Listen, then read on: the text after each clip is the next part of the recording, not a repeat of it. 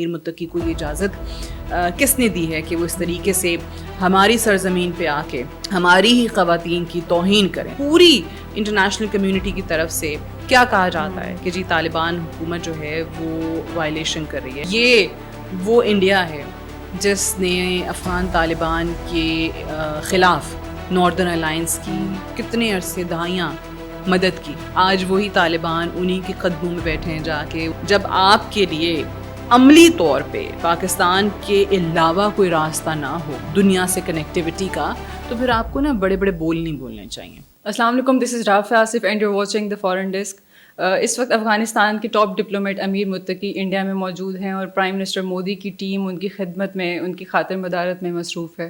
اور انڈیا کی طرف سے افغانستان کو یہ بتایا جا رہا ہے کہ ہم ہی ہیں جو تمہارے قریبی ہیں اور ہم ہی افغانستان کی ترقی کے لیے کردار ادا کرنا چاہتے ہیں. لیکن اس سب کا مقصد صرف ایک ہی ہے. افغانستان اور انڈیا کی جو کلوزنس ہے، اتحاد ہے، اس کا مقصد صرف ایک ہی ہے، وہ ہے پاکستان کے مخالف ایجنڈا، تاکہ دونوں ممالک مل کر پاکستان میں دہشت گردی کو فروغ دیں اور اس کو بڑھاوا دیں. اسی سب پہ بات کرنے کے لیے ہمارے ساتھ اسٹوڈیوز میں موجود ہیں senior journalist Sadia Afzal. Welcome to the شو.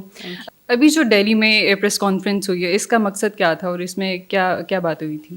دیکھیں، اس پریس کانفرنس میں سب سے بڑی چیز تو یہ تھی کہ اس میں جو بھارت کی خواتین ہیں، جو صحافی ہیں، ان کو نہیں مدعو کیا گیا تھا.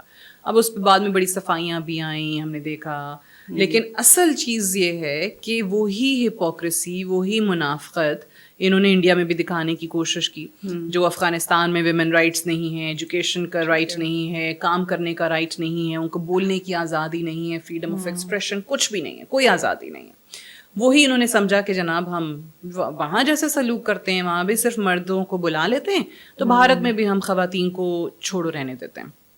پھر تو جب کرٹیسزم آیا، دیکھیں، کیونکہ اگر آپ انڈیا کے میڈیا کی بات کریں تو آپ کو خواتین کی بہت بڑی تعداد نظر آتی ہے، بہت ایکٹیو ہیں خواتین بھارت میں میڈیا کے اندر.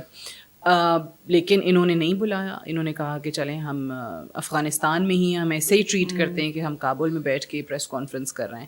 پھر جب کرٹیسزم آیا ان خواتین صحافیوں کی طرف سے، بلکہ جس میں مرد حضرات نے بھی کرٹیسائز کیا کافی امیر متقی کو کہ جی آپ ہماری سوئل پہ ہیں اور پھر آپ وہاں پہ ایسا کام کر رہے ہیں. اور اس میں زیادہ تنقید کے اندر زور اس وقت پڑا جب راہل گاندھی نے تنقید کی، پرینکا گاندھی نے تنقید کی، جب کانگریس کے تمام لوگوں کی طرف سے کہ امیر متقی کو یہ اجازت کس نے دی ہے کہ وہ اس طریقے سے ہماری سرزمین پہ آ کے ہماری ہی خواتین کی توہین کریں. So basically this is an insult کہ بھائی ہم تو آپ کو اس قابل ہی نہیں سمجھتے ہیں کہ ان خواتین کو ہم پریس کانفرنس کے اندر بلائیں. پھر ہم نے دیکھا امیر متقی کی طرف سے بھی آئیں بائیں شائیں کی گئی کہ نہیں ایسا نہیں تھا، وہ جو ہماری ٹیم تھی جو میڈیا کو ڈیل کرتی ہے وہ لمیٹڈ نمبر تھا صحافیوں کا، انہیں کو مدعو کیا گیا. تو صفائیاں دینے کی کوشش کی لیکن وہ کام نہیں آئیں. تو اس پریس کانفرنس میں جہاں انہوں نے بہت فضول قسم کی باتیں کی ہیں، بڑی تلخ باتیں بھی کی ہیں، پاکستان کے حوالے سے بھی کافی کچھ برا بھلا کہا ہے، وہاں سب سے زیادہ وہ چیز جس نے انڈیا کی اٹینشن کیچ کی تھی وہ یہ تھی کہ جی ان کی خواتین کو انہوں نے اگنور کیا اس پریس کانفرنس کے اندر. اچھا، آپ کو لگتا ہے کہ امیر متقی کو جو کانگریس جماعت ہے انڈیا کی، انہوں نے بیک فٹ جانے پر مجبور کیا ہے؟ 100%. یہ اگر کانگریس کی طرف سے اس قسم کا ریاکشن نہیں آتا جو انہوں نے باتیں کی ہیں تو امیر متقی کبھی بیک فٹ پہ نہ ہوتے، کبھی ان کو یہ صفائیاں دینے کی ضرورت نہیں پڑتی کہ آپ ویسے ہی ہماری سرزمین کو بھی ٹریٹ کر رہے ہیں کہ جیسے آپ نے افغانستان میں کیا ہے. اور افغانستان میں یہ انڈیا کا تو چلیں ہم ایک پہلو سے دیکھ رہے ہیں نا کہ خواتین کو اجازت نہیں ہے، بٹ ادروائز بھی آپ دیکھیں پوری انٹرنیشنل کمیونٹی کی طرف سے کیا کہا جاتا ہے کہ جی طالبان حکومت جو ہے وہ وائلیشن کر رہی ہے بہت زیادہ انٹرنیشنل لاز کی، ہیومن رائٹس کی، بیسک ہیومن رائٹس کی وائلیشن کر رہی ہے. جینڈر ڈسکریمنیشن وہاں پہ بہت زیادہ ہے.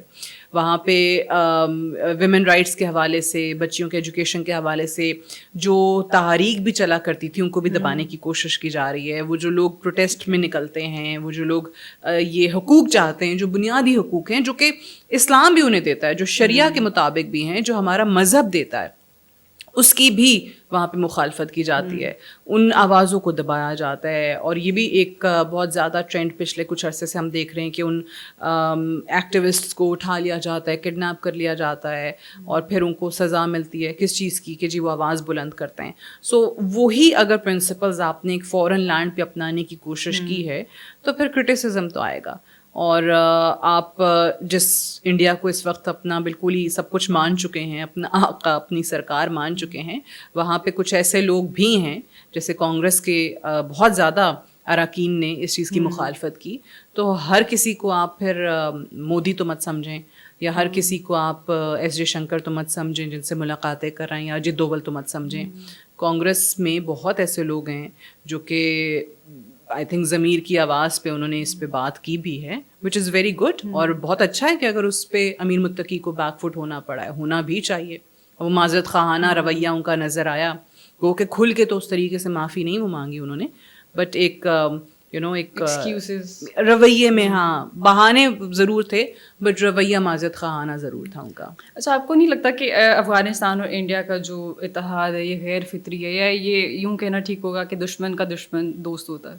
100% ایسا ہی ہے, غیر فطری ان نیچرل الائنس ہے, بالکل ہے.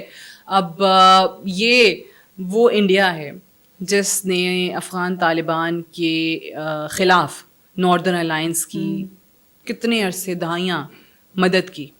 آج وہی طالبان انہی کے قدموں میں بیٹھے ہیں, جا کے انہی کے در پہ بیٹھے ہیں, انہی کو اپنا آقا مان رہے ہیں, انہی سے مدد مانگ رہے ہیں, کیونکہ ان کو یہ یقین ہو گیا ہے اور یہ پریکٹیکلی انہوں نے کر کے دکھا دیا ہے کہ جناب یہاں سے پیسے مل جاتے ہیں, یہاں سے مالی امداد ہو جائے گی, بھارت ہمیں پیسے دے دے گا, بدلے میں جو مرضی کروا لے. تو یہ ان نیچرل الائنس ہے, جیسے آپ نے کہا بالکل صحیح مثال ہے کہ جی دشمن کا دشمن دوست ہوتا ہے. تو وہ پاکستان کے خلاف, کیونکہ افغانستان اس وقت ہے اور افغانستان میں ان کو ایک دوست نظر آ رہا ہے, پھر افغانستان پاکستان کا ہمسایہ ہے, ان کو لگتا ہے کہ جی آئیڈیل اپرچونٹی ہے to use Afghan soil against Pakistan, جو کہ انڈیا کر بھی رہا ہے.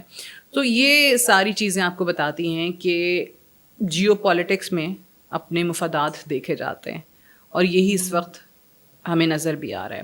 جو جیو پولیٹیکل اسٹریٹجی ہے وہ بھی کیا ہے کہ جناب اپنے مفاد دیکھیں, فائدہ لیں, پیسے لیں, امداد لیں, بدلے میں آپ نے اپنی ضمیر بیچنی ہے, اپنی زمین بیچنی ہے, جو بھی کرنا ہے آپ وہ کرنے کو تیار ہیں. تو یہ ان نیچرل الائنس ہے, اور جب تک ان کو لگتا ہے کہ ہمارے مفادات, ہمارے انٹرسٹ جڑے ہوئے ہیں, تب تک یہ چلے گا.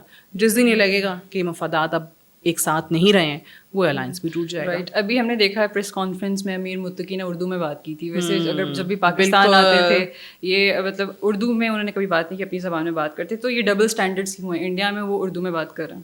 یہ آپ کی بات بالکل صحیح ہے, بڑی اچھی نشاندہی کی ہے کہ ایسا تو نہیں ہے کہ اردو زبان آتی نہیں ہے, آتی نا اردو زبان, بول رہے ہیں نا بھارت میں بیٹھ کے. تو یہاں آتے ہیں تو پشتو میں بات کرنا شروع کر دیتے ہیں, حالانکہ ان کو پتہ ہوتا ہے کہ ان کے سامنے زیادہ تر, اگر صحافی مثال دے رہی ہوں کہ بیٹھے ہوئے ہیں, یا زیادہ تر جو زبان سمجھنے والے لوگ بیٹھے ہوئے ہیں وہ اردو بولنے والے ہیں, اردو سمجھنے والے ہیں. پشتو والے بھی ہوں گے بٹ وہ کم ہیں, تو وہ پشتو میں پریفر کرتے ہیں. یہاں پہ جو امیج وہ دیتے ہیں نا اپنا, وہ دیتے ہیں کہ جناب میں ایک ایکسٹریمسٹ ٹائپ کا شخص ہوں, اور میں اپنے آئیڈیاز پہ, اپنی آئیڈیالوجی پہ ڈٹا ہوا ہوں. اور وہاں پہ ایگزیکٹلی وہاں پہ کہ جناب یہاں پہ اردو بولنے والے لوگ ہیں, ان کو میری بات سمجھ آئے گی.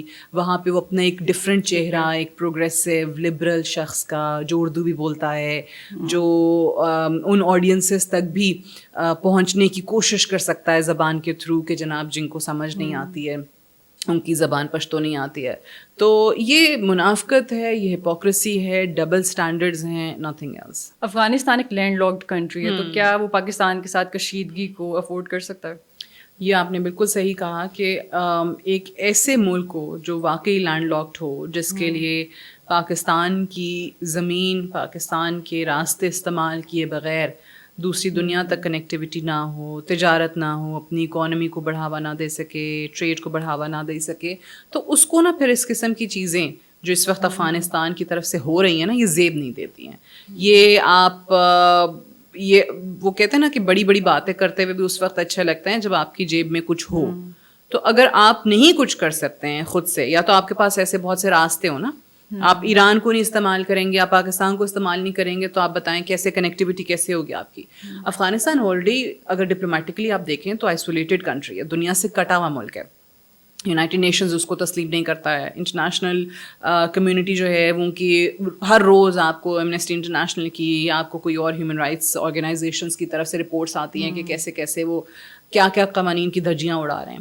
اور ایسے میں آئسولیشن کیا ہے کہ روس کے علاوہ آپ کو سرکاری طور پہ کسی نے تسلیم ہی نہیں کیا ہے. اب اگین انڈیا ہو سکتا ہے وہ دوسرا ملک بن جائے جو سرکاری طور پہ افغان طالبان حکومت کو تسلیم کرے گا جیسے چیزیں چل رہی ہیں, کیونکہ آج کل تو پیار محبت بہت زیادہ بڑھا ہوا ہے, اور کب تک رہتا ہے یہ نہیں پتا. اس وقت تک رہے گا جب تک آپ کے انٹرسٹ جڑے ہوئے ایک دوسرے سے. لیکن جب آپ کے لیے عملی طور پہ پاکستان کے علاوہ کوئی راستہ نہ ہو دنیا سے کنیکٹیوٹی کا, تو پھر آپ کو نا بڑے بڑے بول نہیں بولنے چاہیے. پھر آپ کو یہ جو روزانہ آ کے بونگیاں مارتے ہیں کہ ہم یہ کر دیں گے اور وہ کر دیں گے, یہ نہیں کرنا چاہیے. پھر اس پہ تھوڑا سا نا کوئی عقل کو ہاتھ مار کے کوئی ایسے بیانات دیں کہ یار کل کو پھر پاکستان کی ضرورت پڑے گی, کل کو پھر ہم نے راستہ پاکستان جو ہے وہ ٹریڈ کرنی ہوگی, تو پھر ہم کیسے جائیں گے, ہماری گاڑیاں ہمارے ٹرکس کہاں سے گزریں گے. تو یہ والی چیزیں کریں نا, اگر یہ عقل جو کہ کم استعمال کرتے ہیں یہ لوگ, اگر عقل کا استعمال کریں تو شاید آپ کو یہ والی حرکات اور یہ والی خالی بیانات, یہ صرف ورڈز ہیں, بیانات ہیں, کر کیا سکتے ہیں. ان کی اوقات تو اب بھی آپ نے 11 اور 12 کی درمیانی شب کو دیکھ لی, 200 دہشت گردوں کو جہنم واصل کر دیا پاکستان کی فوج نے. ہم نے بھی شہادتیں دی, ہم قربانیاں دے رہے ہیں, بڑے سالوں سے دے رہے ہیں, بڑے عرصے سے دے رہے ہیں, 23 جوان ہمارے شہید ہوئے ہیں.